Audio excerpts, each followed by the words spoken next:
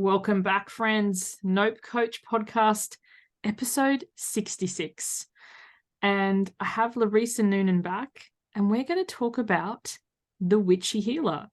So Larisa's title, I'm pretty sure, is the Witchy Healer. So tell us how that came to be, how you decided on it, what it means. Actually, before you do, anyone listening who's not familiar with Larisa or her work, what comes to mind for you when you hear that? Because we did a previous episode where we talked about the great unnamed.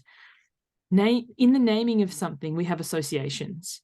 Like if I say, oh, that person's a real princess, you'd have in your mind, oh, maybe they're demanding.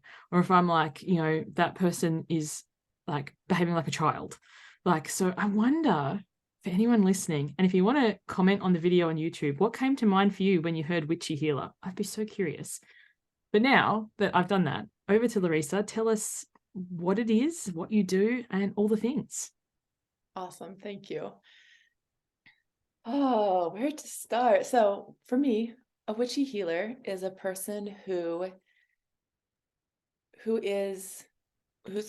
intention is to be in their bodies, really connected to the earth and in relation with all of our other than human kin and the life around us. So this would mean like maybe you talk with trees and squirrels and the waters and the mountains and the flowers. I can't walk down the street and see a beautiful flower and not like caress it, just and tell it hello. Like it's just being in relationship with the world around us and knowing that the world around us responds back. And so that's kind of what I mean by witchy. We're not seeking to go up and out of our body for spiritual insight or for healing. We're seeking to come into our body and then receive divinity through our bodies and anchor it into the earth and receive the earth through our bodies and bring it out into the world around us. Like the physical body is what's really important to me, is that witchy part. I love that description.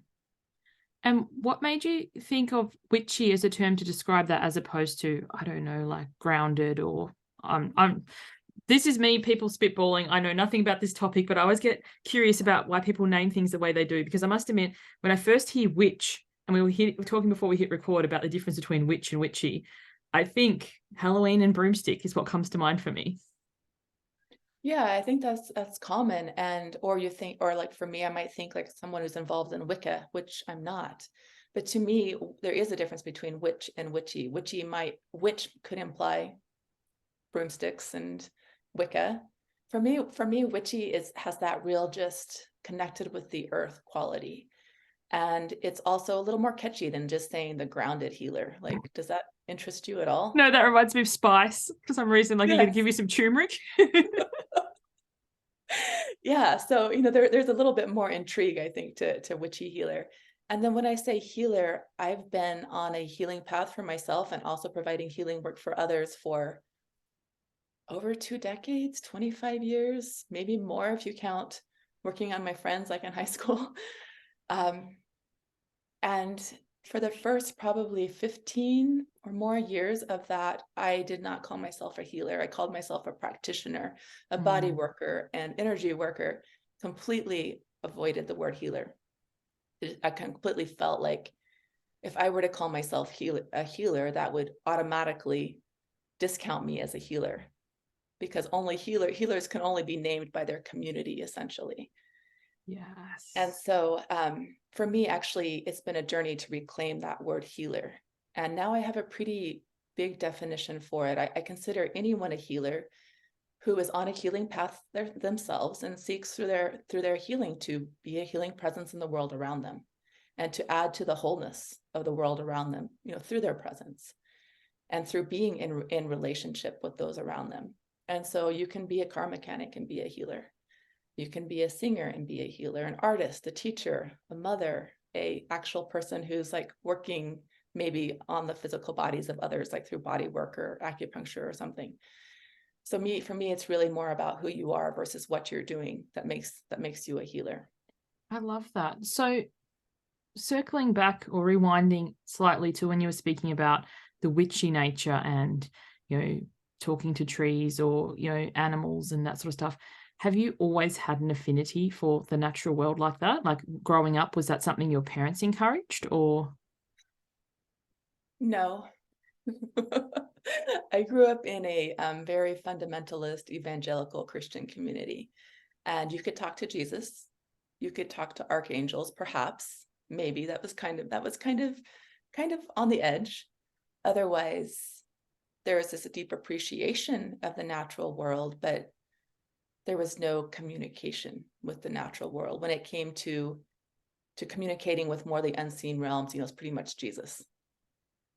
And growing up, I don't know, I'm guessing, but I imagine you felt the call or stuff because, like, was that something you ever could speak to, or was it just assumed that you were speaking to Jesus, or it's quietened down if you're like, I want to touch a tree or a flower or speak to an animal or something like that? So I'm just imagining, I also grew up in a Catholic background, and if I told somebody I wanted to speak to a tree, I imagined the next thing I would have been in the doctor's office. I don't remember being condemned for it, but I also don't remember like ever visibly doing it in a way that people might see and have the opportunity to condemn me. It was more that I just felt a deep appreciation for like lying on the earth or for leaning against a tree, and I just felt it.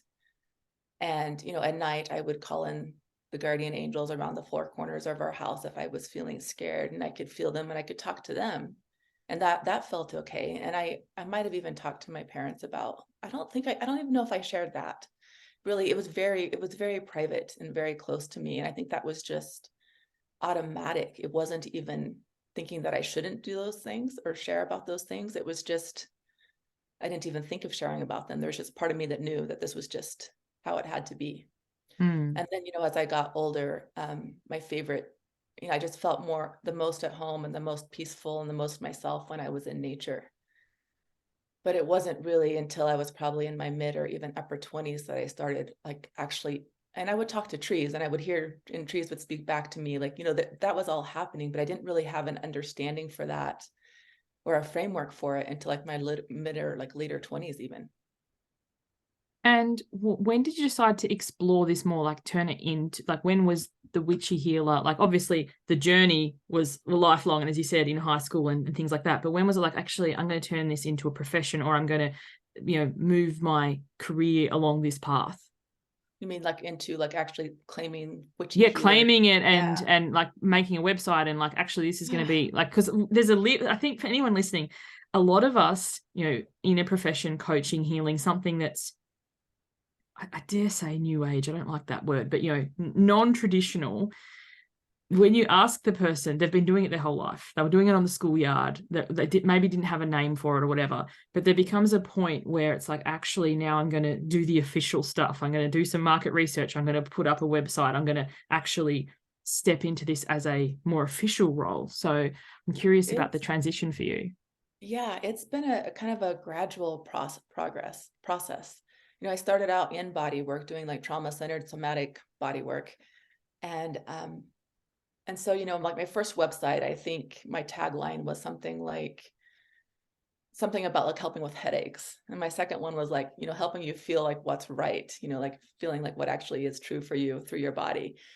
And so there's been a lot of iterations, and it was like in my late 20s when I started getting into nature connection and started getting to actually know the trees and the plants and the animals around me instead of the whole forest just being like this wall of green. And through that, I started, interacting more directly and personally, like on that, like communication relationship level as well with the, more deeply and more consistently. And then I started to get into ritual and working with ancestral healing. And so it just kind of like came along until all of a sudden, all I'm doing is like ritual work and helping people talk to trees and working with ancestors and helping to transform the wounds of the past. And, it's kind of at that point that I'm like, oh, this is what I'm doing.